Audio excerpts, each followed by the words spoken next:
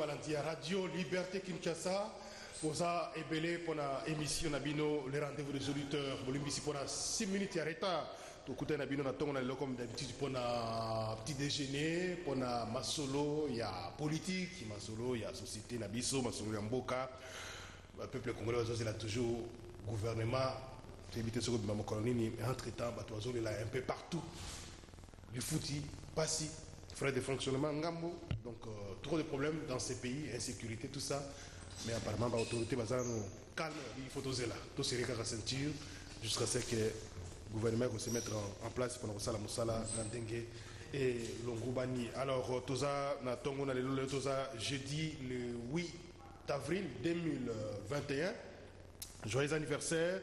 Na baibana sozo kundula mokolo mbota mambote kuna na ngingi bozo na biso ebele pa na honorable Idi le Molangi to bosente mama tantine Jacques Poi kuna na Kiringiri balandina biso partout na motel Fikine maman Vivienne un peu partout bozo na biso kuna na motel Fikine bazolela pa na banda bakanga na ministre ya commerce extérieur Tilelo to kolobela dossier on a peut-être l'un de ces 4 matins parce que ça préoccupe les commerçants, même les bateaux, les responsables on va voir ces dossiers-là très prochainement.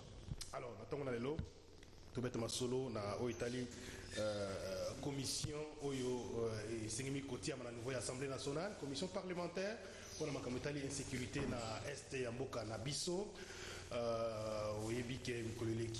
d'ailleurs, le président de l'Assemblée nationale, Christophe Mosso-Kodia Pwanga, citoyen Bosso, a interpellé mon collègue député national, il y a un école, il y a Est et Mboka, pour les groupes armés, quitter les groupes armés. Lobby la question qui d'ailleurs débattu dans la nouvelle Assemblée nationale finalement va aboutir à une conclusion à remettre en place une commission, on va poser une commission en espèce à la spécifique par rapport à la réalité il y a à chaque province parce que à cause les alliances sont d'un côté dans différentes provinces il y a Est et Mboka na biso. Alors, est-ce que c'est peut-être une solution qui kuna balo yo akotanga mana kombo kotanga mana kati ya insécurité la situation de kuna bakolimbi ça a été justice ko sala musana yi toko talape makambo ya Kinshasa na Italie motion de défiance contre le vice-gouverneur de la ville de Kinshasa Nerombungu allez visé par une motion donc départ naé ils allaient question de quelques jours donc le bilan na émission yam qu'on a le deux ans on va inviter déjà moi comme émission na le plateau papi Mbao ndeko papi Mbote ndeko merci beaucoup Nandenge au répondre l'invitation tous ceux la bande commencer par corriger de biso certainement dans les minutes qui suivent boni zoto non nzamba osalangolo ndeko. Merci beaucoup. Très rapidement, moi sujet particulier dans les 2 minutes comme d'habitude il y a des auditeurs. Oui, sujet particulier nanga ya tongo lelo ndeko toali kopesa ba kongomani nyonso tumbote bali kolanda biso na itando ike parce que toali wana na contrat to signé na bino poto informa kabino mayema koleka na République démocratique du Congo. Sujet particulier nanga nano ya tongo ya liboso et alike ya pasi tobelela na émission passée awa la République de Wewa. Ce matin j'étais vraiment très sidéré na commune à école Aurore na kuti wewa atuti policier asim ba wewa misusu ba telemi basimbi policier kobeta roulage. Heureusement intervention ya ba pepe o bako chamwa ordre na oya nde baye ko neutraliser mu incivique wana nde bacheye pembeni donc epesi soni embouteillage wana à 6h du matin c'était vraiment regrettable yango nde toali kosenga yo moko yokaki na etando tozalaki na conseil ya ndeko Chilombo oyo apesaki ba confirmation kezalaka bana na bango yango tosengi bango bameka ko recadrer bana na bango parce que nous sommes pas dans une république de Wewa. Et pour chuter encore pour le sujet encore ya lelo ndeko ya passé par le passé na pouvoir ndeko Kabila Kabange bayebisa ba kongomani ke misolo o tofutaka ya go past ekendaka kokota na compte ya moko ya bandeko ya ndeko Kabila mbongo nyoso tu ekendaka na famille Kabila mais sikasikoyo depuis ndeko Chilombo azwa pouvoir compte wana babongola yango te donc misolo wana yali ko continue ko kendeka na compte ya ndeko Kabila misolo wana yali kokende wapi toye kobakisa lisusu même ya covid $65 oyo kofutamaka likolo ekendaka na compte nini ya ndeko ya Kabila toujours. Mais lelo il faut pas expliquer bakongomani ke makambo ekomi lolenge nini toye kotala pe kosukisa mpona sujet oyo ya particulier nanga tomoni ke bisika nyonso lelo na Congo pasi ekomi facette koleka. Et je me suis toujours posé la question, soki alaki nde ndeko Tshilombo remplaçaka Mobutu, mboka oyo elingi ekoma na niveau nini? Parce que oyo akutaki Kabila kabange musaada toka juu asaleli ye nati asali nyonso to apeye ba prix metala bisika memini mboka. Mais soki yende muto remplaçaka Mobutu lelo kende même na matonge basokola lisusu ma ya pompe te. Mobutu atikaki quand même makambo ya malamu. Mobutu atako mabena ye mais atikaki quand même tozaki na makambo ya sécurité zaki na degré. Kasi yangonde toko ebisa comparé parce que période Mobutu atikaki quand même étage ya malamu. Kasi bino boloba ke no Mobutu nda bomba mboka te biso loba te bino nde boloba. Biso tolela te biso tolela. Comme lelo bato ya cash bazo ba ke bino pe bato ya biso totikala kolela lokola bango te. Omoni ke bisika nyonso to okomi Kasavubu, okomi Matonge, okomi wapi pasi ya mai na ndenge ali sécurité. Merci beaucoup. Merci ndeko Papi Moussa Mbaou ya communicateur ya PPRD. Makambo ya bawewa en tout cas il faut batala yango malamu. C'est vraiment un danger public. C'est terrible. Moi en tout cas yanga wana na soma una période ya FCC cash, exactement na période de Union Sacrée.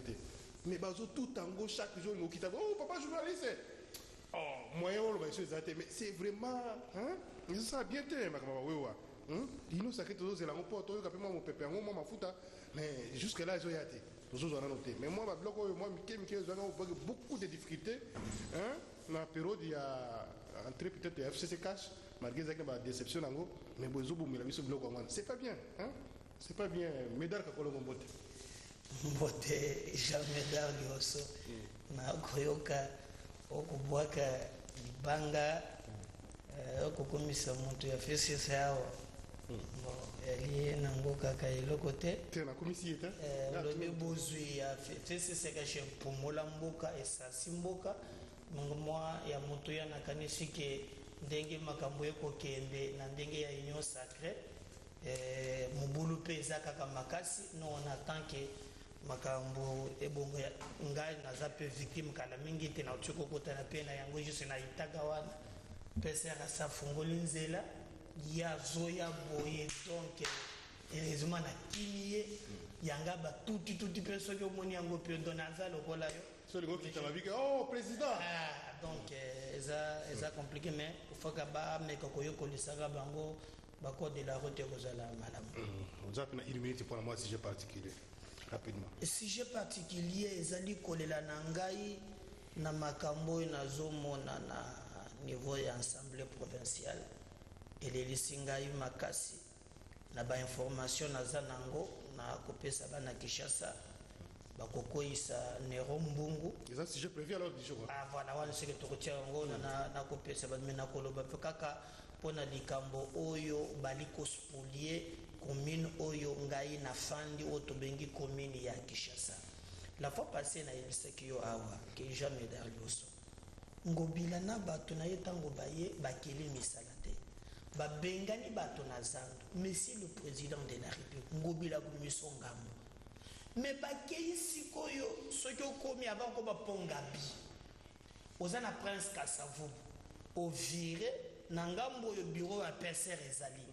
De l'autre côté bako tonga banda ko moko ba jeune moko bambeki ko sala bamba bola ba dini bazaye belé PCR wana za na konga bazo souffrir makasi bazo na mutuka ya intervention te baza li moko stratégique en face wana maintenant okomona ke bango te sonde ya rimokin mais quoi eza na dima kanivo moko ezala ki wana jamais da auto ko loba na yo il paraît ba magistrat banene ba yokani bakangi bisika wana batongi bandako na kanivo ndako ezotongama aux yeux de tous babilenge wana bando kosala bambabola babengani bango moko a résister aza na makala magistrat wana bapesi soki lipale soki mapango na azwi pe soki na nsima soki ndenge nini papa oyo akangi liboso wana akangi balongoli bagene nyonso wana obazalaki na kuluna batiki kuluna bato kosala ata bani bamosusu batiki makambo mabe balongoli bango batongi bandako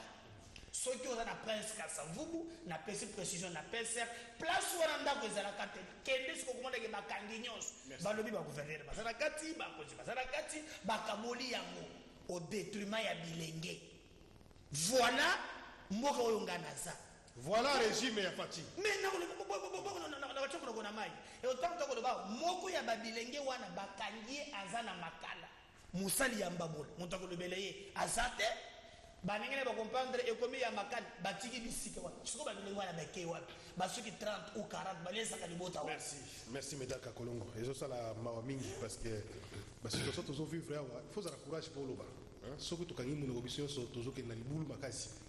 On doit quand même prendre du courage par moment, même si on a il faut qu'on dénoncer parce que tous les gens ont gangstérisme, jamais dire 5 secondes. C'est pas normal. 5 secondes. Baye bisusu na boka sa ovire bateki station. Naka bateki station. Naka bazu station. Tuko ba mamu bandeki koteka bandunda bandembi na bango place wana. Muto asombi station muto ya mbongo alobi amona ba mabisika wana te. Merci. Baye batini pardon, batini suko ba policier. Là je m'adresse na commandant ya sécurité ya commune à Kinshasa. Lo ya police na ko ikomiseye. Lo lengi na ba policier ko beta ba mama wana. So telemi ko tangisa mama asimba koto yo mwana asimba koto tomate na yekende policier ko landa ye. C'est criminel économique là. Bafandi na bandako na ba pe on les appelle excellence. Merci. Excellence ya moyibi, excellence ya bondo ki bokota ya ba science bokota excellence ya nini. Merci Ndeko Medaka Kolongo, merci. Ça fait très mal sur mon ko le dama émission yo.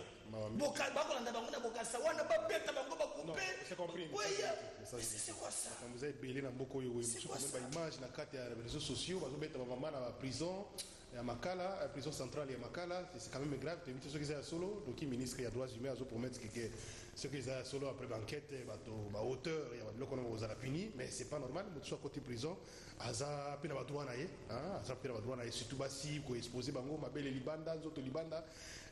C'est vraiment mawamingi, on parle de l'état de droit, il faut respecter ma kabebele na mboko. C'est pas vraiment sérieux. Nanzela pe bande bazo ka passe. C'est vrai, il y a des bakumimi tuka tam so yoka ka présenté mais ba policier, il y a roulage il y a circulation routière. Il faut mieux poser la peine à aspect à quoi éduquer. Avant-hier, tous en embouteillage makasi na rompo ou les renaté mususu wana. Embouteillage vite que ta volonté, mais azo ça tiens ceinture de contravention, là qui ça permis de conduire, là qui ça sokilo. Mais est-ce que la télé mi mutu que ta volonté na ko pe maté, mulunge na ko pe maté. Alors, comme ça, on fait ça avec nos frères, on va kangi bango.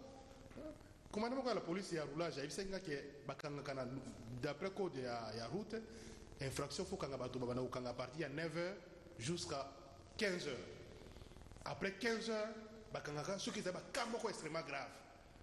Extrêmement grave parce que ça service à l'État, il faut travailler tout le temps. Mais il y a des problèmes, mais c'est responsable à la police, même la service, bon, son appel sur indication, c'est pas, mais après information, roulage, au cours de 9h jusqu'à 15h. Nous sommes peut-être toli.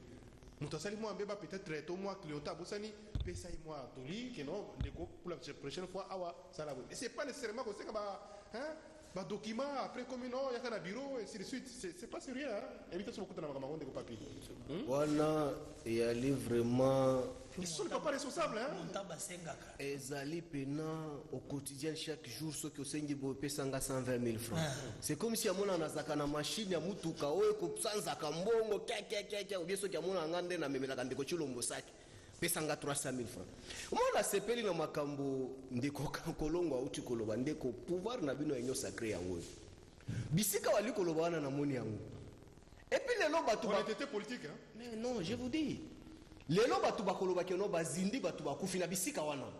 Parce que bali ko réduire rivière wana capacité ya akya ya mai ya Kalamu.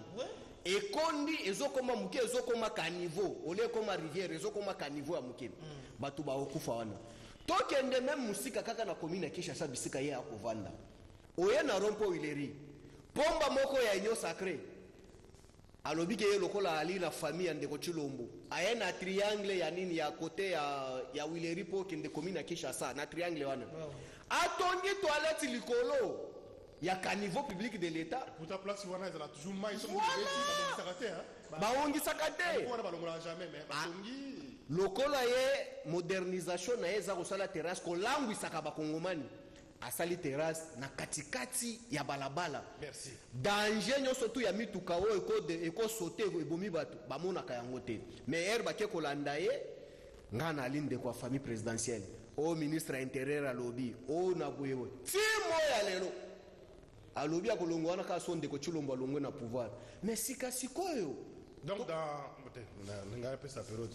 Mais sikoyo lelo oyo tokolo bango ndenini bisika wana biso na période na biso ya Kabila osomo na taba kioske tongama wana. Merci ndeko media ka kolongo nazo insister ba dossier wana avant de toucher ba question politique parce que ça va biloko zo toucher population très important d'ailleurs très biloko ya ba régime ya ba intouchable ba nino yo ça continue puis c'est pas normal et puis quand on parle tozo loba c'est comme si ba kipakate te ba kipakate bakipaka jamais danga après mission nde bakanelaka ngai bakipaka balengaka bakipaka kolande bakipaka balengaka nde babandaka mission. Il faut pas répondre ko kipe ça veut dire que au lobby il y a un problème il faut qu'on trouve une solution. Yo zo yeba na plateau to lobelo makambo ya umba agenda wapi magalat iba plateau ngane to fanden awa la plupart ata 2-3 il faut tambuma donc ce toko bonde et bato ba ko comprendre mon toko jongole na biso ba magistrat ba mo ba ko sala te bato ba ko tuna ka bango mituna oyo ndeko nanga lobi naza d'accord na ye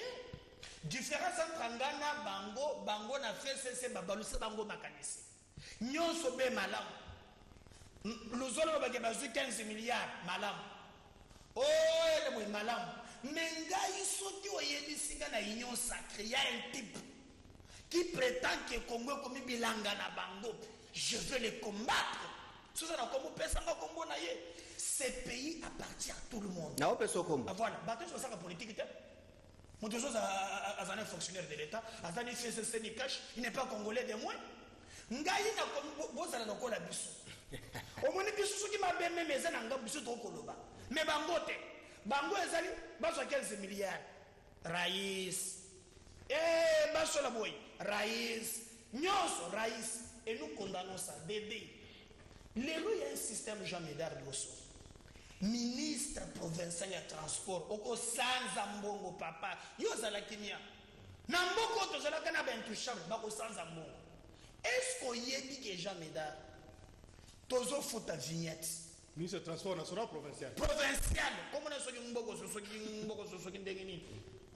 Oko sanza mbongo bakinoa sala kimi yango bila ko ko sanza tozana yo ko merci zela na cité jamais d'arrêter 30 secondes. Ça va parenthèse c'est pas si jalo parce que yedi ke azui mbongo alobi bato basomba mona otokola bato babambaka na mitoka nini wana ezalaki déjà ya lobi o machine wana ebongi bato ne ebongi bato babandela kosomba zéro et nazali ko taxer bato bazaba association ya ba chauffeur bazaba complice baka bato ba coopérant bato na ba chauffeur wana il faut changer association ya ba coopérant dende asuki wana te abandi ko lebo ba pesa ka 500 francs na ba chauffeur mitoko ya mike 1000 francs mitoko pour ba tongela bango ba parking ça fait 2 ans il prend cet argent ni les banques ni projet merci ce n'est pas ton argent yo ba beno ko ministre oko sanza mbongo wana merci ya misato mbongo wa vignette to ko fota vignette po bongisa balabala vous allez avoir na Kinshasa vous allez avoir notre argent ngai na sombe vignette dai pour le soma que ça soit na sofi banque on pose ngel passe bato batoni plein où perd cet argent là qui n'a me venu des marchés côté à commune Kinshasa donc nzela moko munene kitoko mais salité so que so beba donc banzela yo so hein plateau partout c'est comme ça bon casse côté ko sala kutoka donc c'est inadmissible on ne sent rien du tout biso to futa kambongo kaka biso de zala droit c'est ça malade qui ça motema ezaka mboka na biso Congo donc Kinshasa et puis on a les na ba Girofar quoi excellence makambo ya lifuti ekomi pe pasi un peu partout na ba service à l'état je crois que ndeko Serge akolobela ba sujet mususu wana même pour makambo tel ba chancellerie tout ça économie ya mboka akolobela ngona kiosque tout à l'heure mais ça préoccupe en fait les populations, un paiement un peu partout, même dans les institutions publiques, hein, même dans l'Assemblée délibérante. L'Assemblée nationale, depuis janvier, il y a des députés qui ont fait des sénateurs, la frais de fonctionnement.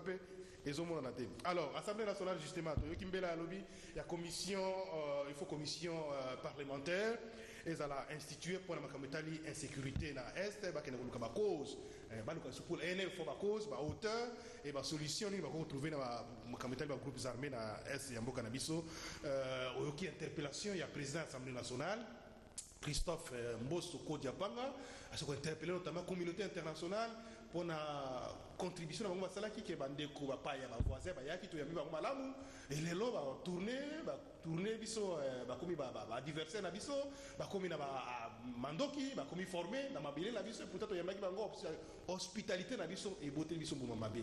Il était temps que les lots Assemblée nationale étaient les membres pour la insécurité na est na biso de papier Moussa. Iyo ndeko nasepeli mingi na mutuna na yo yali mutuna moko capital bakongomani fo bayeba yambo to koma to expliquer makambo citoyen Mbosso auti koloba il faut to expliquer nano bakongomani auti koloba eloko moko wa ya impayement ya ba institution nyonso ndeko to yebisaka batu keno ko gérer et ala kantsaka te koyemba wali na o chantre politicienne. Mais Bachayo na bisika ko gérer c'est pas facile. Tu sais ce qui me fait mal c'est quoi ndeko? Tu sais que aujourd'hui ba ambassade na biso nyonso tout bisika bali. To ali na 8 mois ya kufuta ba loyer, bientôt là on va nous déguerpir partout là où nous sommes. 8 mois. To futa kati. 8 mois ba consulat na biso nyonso tout. Un sérieux problème. Donc, Mboka Toaliko Kende, un paiement sur un paiement. Mais si on a la présidence 27 millions, 16 millions, 32 millions. Mais multiplier fois 1000 et quelques membres de conseil. Quelque part, lobby, de comment on peut cette information à lui, t'as la collègue, on a outil que somme, il y a 500 000 $. Oui. Député provincial. Oui. Plusieurs mois, 500 000 $. Azamoto ya parti présidentiel na kota ngako mura yemena otanga te na yebi pe na yebi sou na été affaire na yebi sio ba des ali ba to futa matin mais ba mususu bazo bisa 500 000 1 million donc c'est supposé moto 500 000 ça veut dire que la caisse a joué eza au-delà eza ya kobomba te parce que lopango wana basombi yango eza diagonale na belle famille nanga zela kende na ko persona numéro andako basombi mais un paiement ba ko futa te tomonika batu makofi kuna na assemblée nationale mukeba e batoka e pa je koko mulumba o mukeba bandolo belé na makala ba beta yo impayement voilà makamano ya interpellation voilà que finalement assemblée nationale est élément pour la makamotali insécurité na est non avec la mise en place de la commission ça va mener à quoi ça va aboutir à quoi et puis interpellation ya Mbosso na sepeli mingi ndeko nanga makambo citoyen Mbosso alobi il faut tokoba nango tokomati na suka nkolo ali bolingo oyebi pourquoi est-ce que nkolo ali bolingo akotika bisika mbuma mabela aki achie molimo na eba bimisi nyonso. Moi je m'attendais à ce que tango citoyen Mbosso abanda koloba ako adresser message na la communauté internationale. J'attendais lokola bandeko na biso nyonso to ya union sacrée balobaka Kabila muto ayaka na guerre na mboka oyo. Mais moi je m'attendais na adresse ya citoyen Mbosso aloba ke non communauté internationale boya kozwa batu na bino na yo Kabila muto yaka na bango bandeko na bango yaka kende na bango. Mais j'étais surpris d'être un citoyen Mbosso assis koloba atangi kombo Kabila te. Donc cela veut dire que ba Kongomani faut ba yoka siko ke la fourberie ya ba Kongomani o basala ka politique ndenge bakosaka ndeko nga problème na nga eza nini. Moi je ne veux pas que cette histoire s'achève dans la rue. Commission il faut tokende nango tina suka pour tokende na suka nango une commission c'est pas la première fois la commission ya yoka na lu tokomona ndeko na ngai comme le quoi routine lelo na eto na moment tokoloba na yo ba jeune nyonso tu ba mouvement citoyen nyonso tu ba ali na balabala na est ba s'opposa ki parce que ba anje asika yuta ki Uganda ya Monisco po ekota na Congo balobi pourquoi est-ce que bozo somba kaka mituka sika ebele zo ya kokota mais boko sécuriser biso te to kokufa ka chaque jour ba s'opposer oyebi bila ya batu oyo ndenge pesi kuna mais sikoyo lelo ndenge ezokokende bongo Kabila loba tobenga na Monisco wana bandeko Chilombo baye ba renouveler mandat na bango lelo nde bakomi ko comprendre que non Monisco il est pour quelque chose.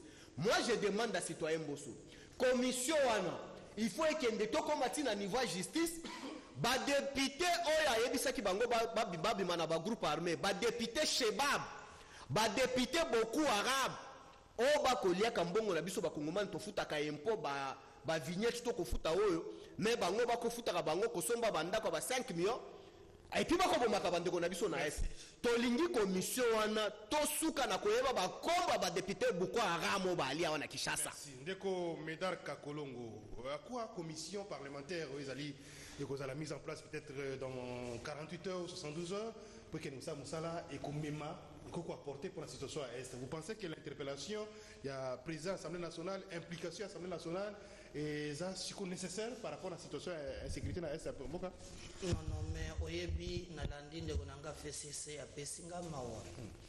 Parce que les Kamboa, Nandenga, c'est la recordement pour comprendre tête.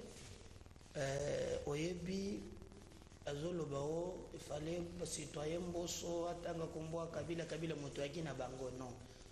Ce qui est Kabila Motoyaki na Bango, Ezal, parce que l'opération commence avec l'opération turquoise. Amindele, Bako Bomande, Babiye, avec la communauté internationale. Mais Kabila Papa, il y a Kabila Mouzé, Montotoki Bango et na Bango Malam. Il nous a amené ici James Kabarebe comme chef d'état-major. Ils nous ont appelé au Bengana Mobutu pour donc. C'est de l'histoire pour nos enfants. C'est pour dans ces pays on a connu James Kabarebe, chef d'état-major. Bosco Tanganda, à Kosamba na ces pays Lelo. Azalaki je protégé par la RDC. Basengi pour la crime Bopesayete. On a répliqué alors. Voilà. Par rapport à l'affaire. Maintenant l'affaire. Je n'appelle si ma casse. Vu que Kabundu maintenant zongi na itumba onga na yebela ye.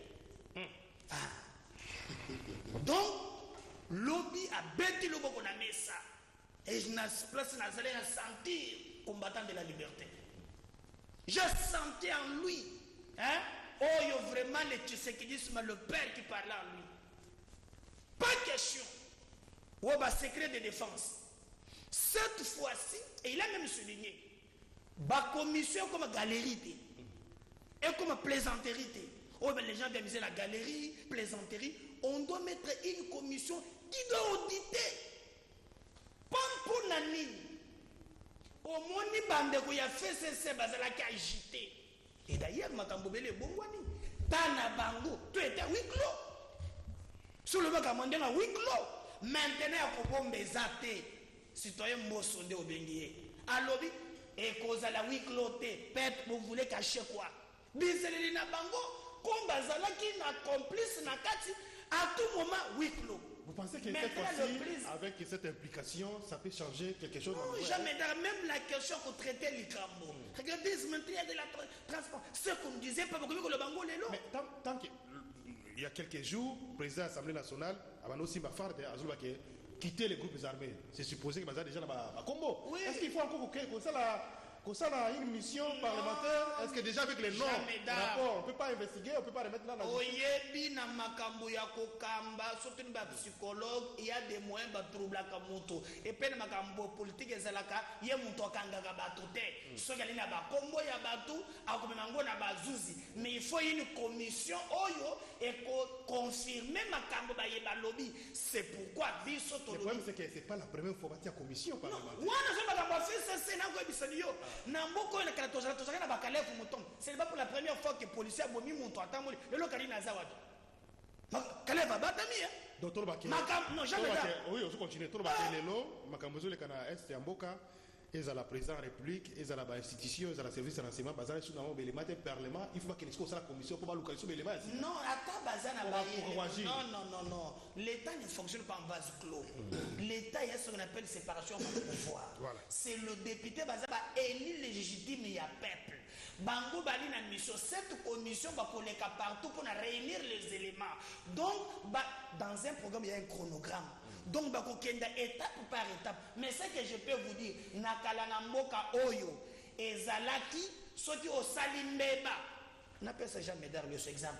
tu penses que le soki batindi policier mususu lelo adimande bango bongo ba akosakana lelo na monaki na procès na mboko Karim alali mo dito pusaki ikona kelef mutu mengana lotiye bino bozolo ko ye ngana lotika lèvre na bandoto non na lotaki ka lèvre azala kinga kati ndoto nange kosaka te bazolo ka ye na lotaki ka lèvre côté ya cuisine wana ndeko kilanga c'est ça.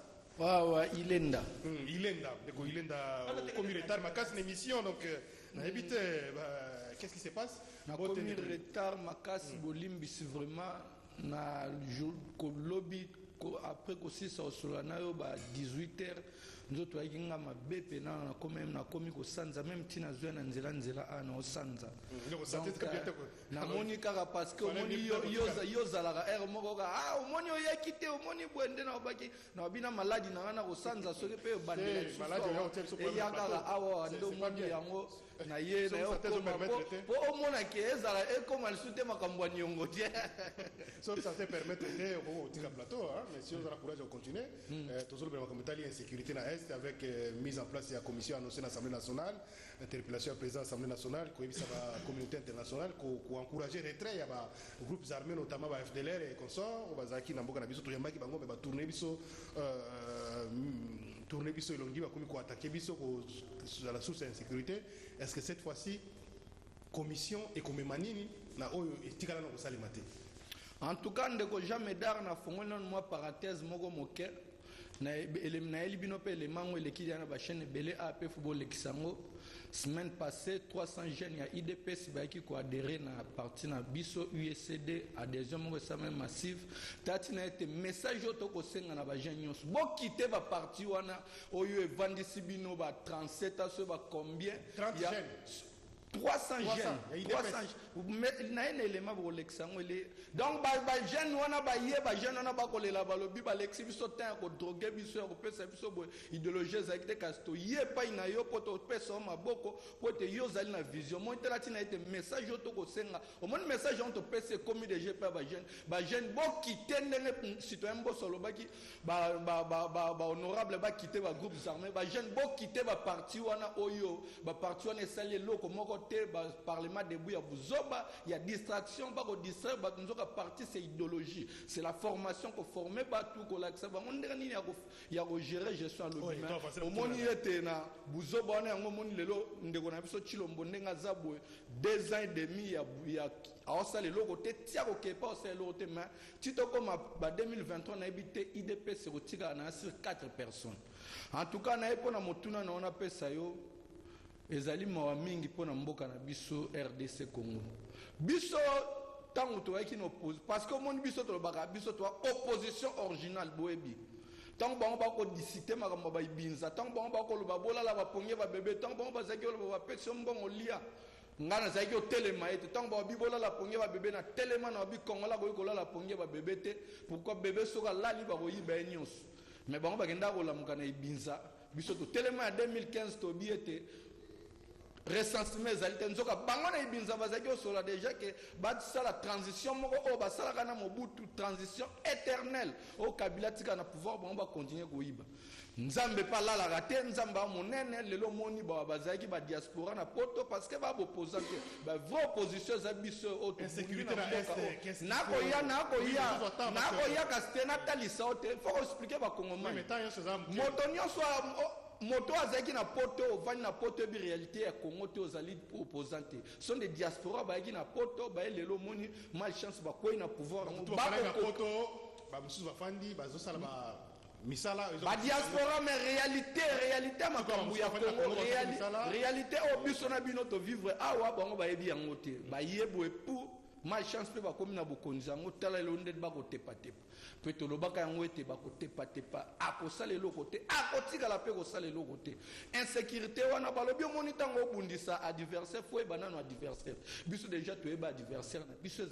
ezali Paul Kagame yango moni biso na plan na biso tolobaka ete aussitôt une fausse affaire tokobunda guerre toloba ba Rwanda te toloba régime ya Kagame une fausse affaire toko kende na guerre na régime ya Kagame pona kosilisa makambo na ba commission o bache o ba commission e salama ebele to mona yango e mema eloko te pe e ko mema eloko moko te tozali na bino ekomema eloko moko te kotikala bongo donc ezali distraction eza temps oyo bakodistraire peuple congolais nzoka peuple congolais azali na temps ya kolanda distraction na te yango moni biso nde tokolobisa tokoyebisa bajeune les jeunes tolobaka ngo na kati ya USCD Union des Ethnies du Congo pour le développement les jeunes ezali le présent donc le présent de les jeunes parce que yang na banda ko place ba jeune boza êtes-vous prêt à prendre votre destin en main c'est le moment yango to telema pour te na 2023 to benga na ndeko Kolongo akende atika mboka na biso na kimia nyonso nzara ba discours makasi ndeko Medar Kakolongo to yaskora makambo ya Kinshasa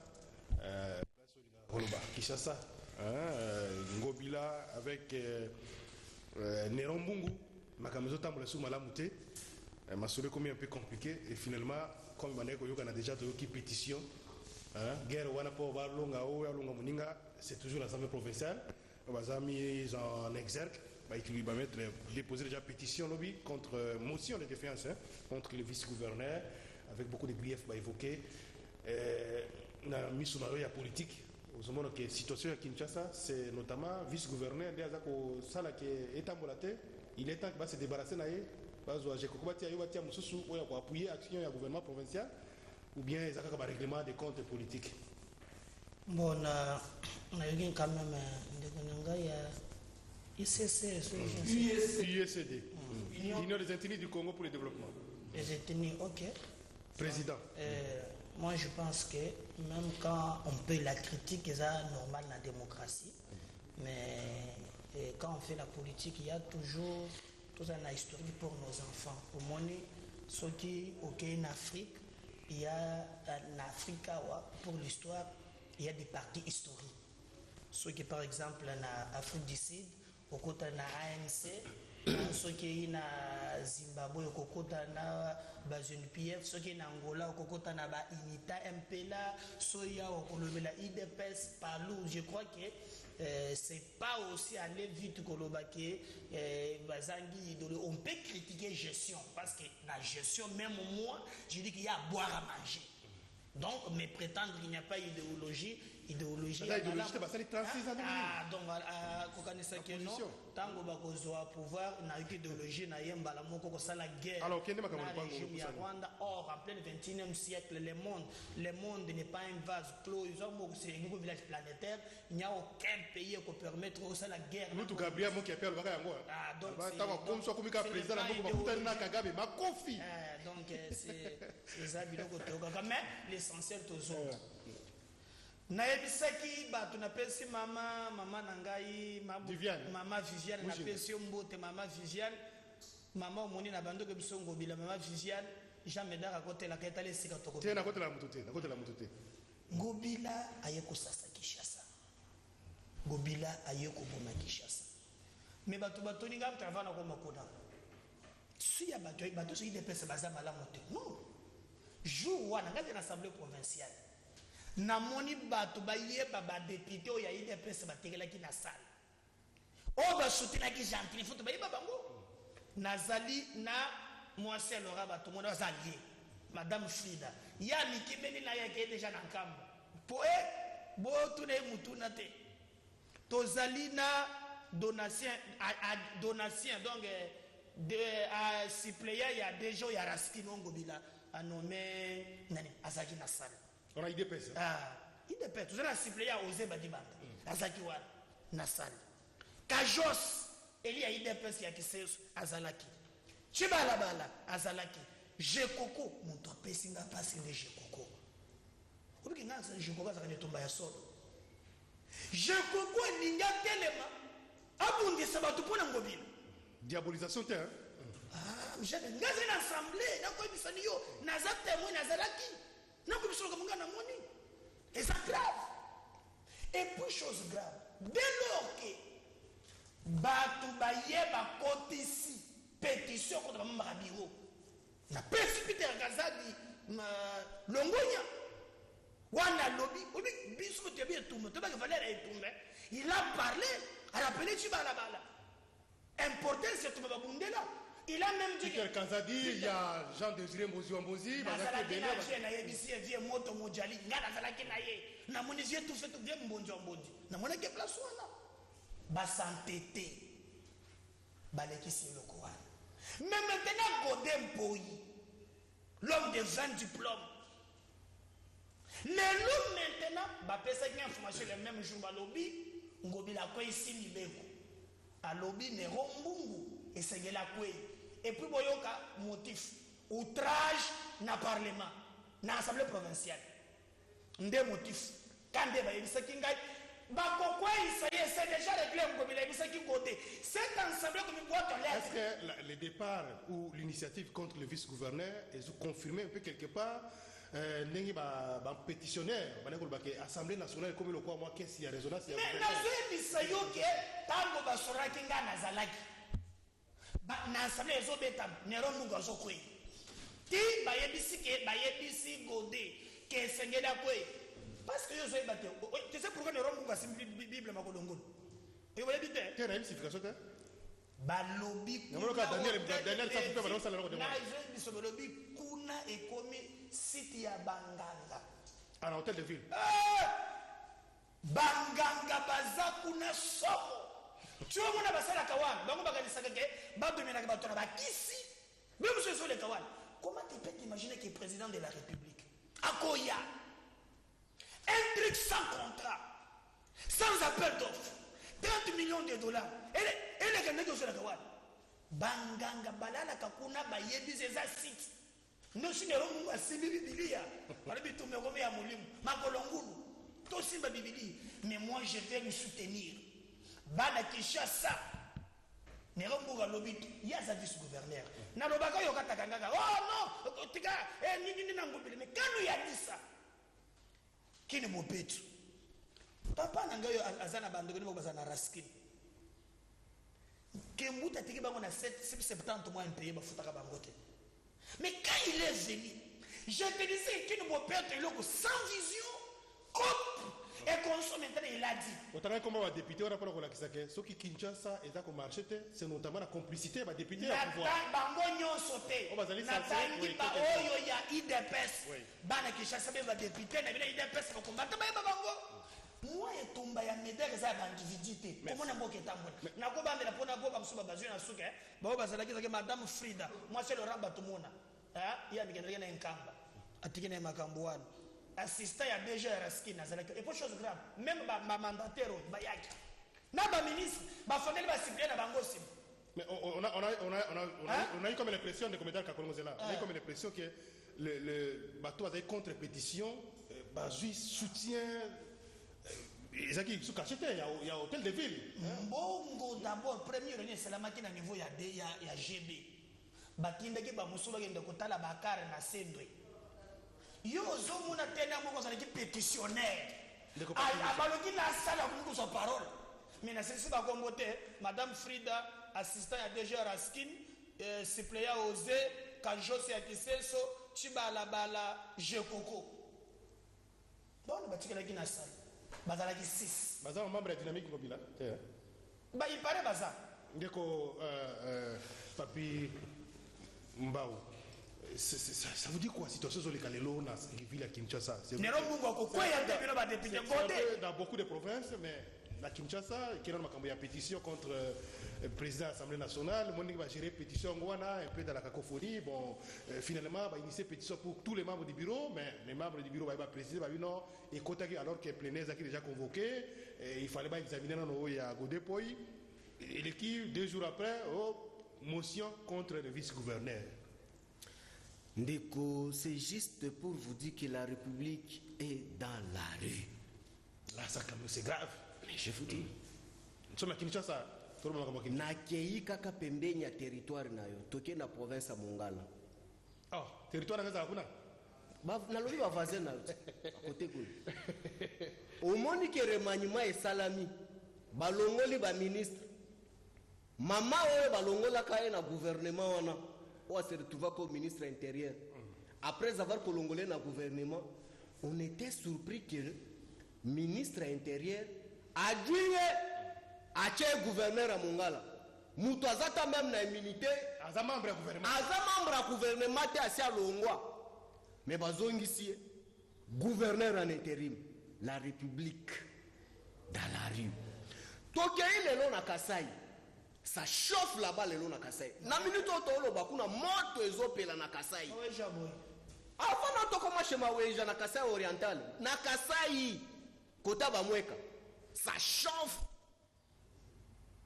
assemblée moto balulu ape bake kokotela banini bandeko baboshabu boma sala makambo ndenge alisekite bakati sursu bake kota bakete boma na ndenge alisekite kotumba bilanga na bango. C'est nous le vrai Kassaïen. Toye lisusu na assemblée provinciale chez Maweza Joune Salobi négatif les seuls gouverneurs à quoi flokolanga on a kolongwati. Moto ali kopela kuna. Les institutions déstabilisées ba ko siégete. Tokie na Tanganyika. Moto ali kopela kuna. Zonga na Kinshasa. Fika totangela ba institution. Voilà bara yoki Richard Muyeza zongi hein. Moto pe kuna na laba elopela shengai tu n'as pas l'idée. Tokie na Katanga. Oyoki pe député oyo ya IDPS ya Kasai wana azaki député na Katanga a démissionné moto ekopela donc son atangi awa tokotika la soki na deux provinces apamba o makambo ezana no mwa bien mais les autres pour le cas Kinshasa ils allient miroir ya mboka il y a pas tant que na nouveau central ba meka ko s'impliquer pour la gestion ya makambo ya ba institution c'est vrai que bon le président de la République a dit garant ya bon fonctionnement ba institution. Les lois qui ont marché, ils ont fini les députés nationaux, ils ont fini alors que les députés provinciaux qui sont censés faire le travail, ils sont quelque peu infiodés parce que peut-être les missolisateurs, peut-être qu'ils ont foutu à mater, alors ils ont servi, ils ont mis solo. C'est quand même une situation. Parfois ça fait mal. Ils ont embrouillé, monsieur. Tozo qui est indépendant, avant de commencer à expliquer nos détails si clairs, il y a Jésus à vivre pour 30 secondes, tu peux faire un. Oui, on est calme.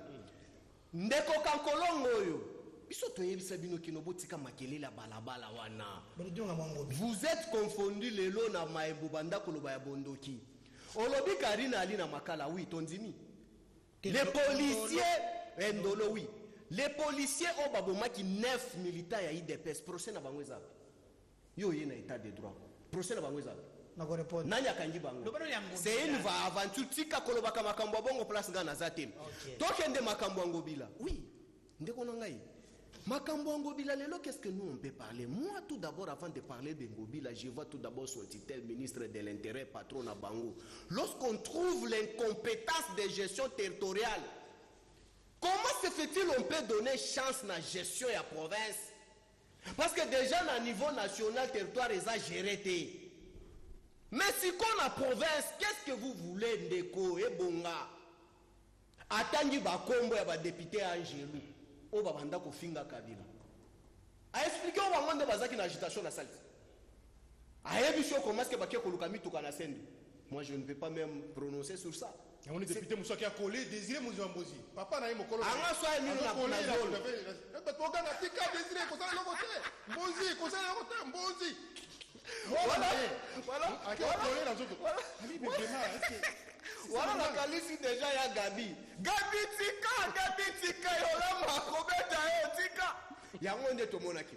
C'est pour vous dire qu'aujourd'hui la méritocratie n'a pas de la place na pouvoir ya oyo ya union secret oyo. Merci. Et le peuple ne peut rien attendre. Merci. Yango nde to sengi boy. Lokona basali pétition ya ndeko vice-gouverneur.